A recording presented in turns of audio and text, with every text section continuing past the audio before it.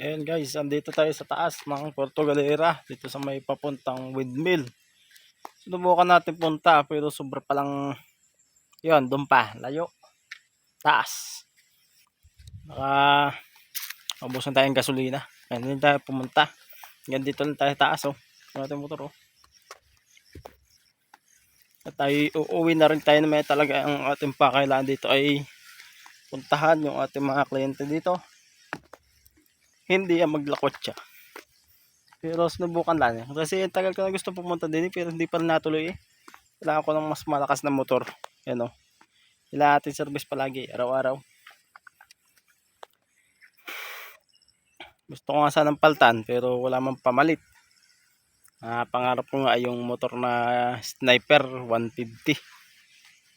Kaya lang wala tayong budget para dun.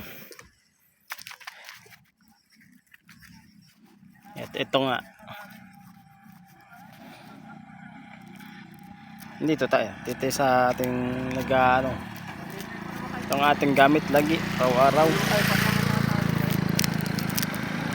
Tayo bababa na at ako'y samahan nyo magpagulong pababa. Ito na nga. Let's go.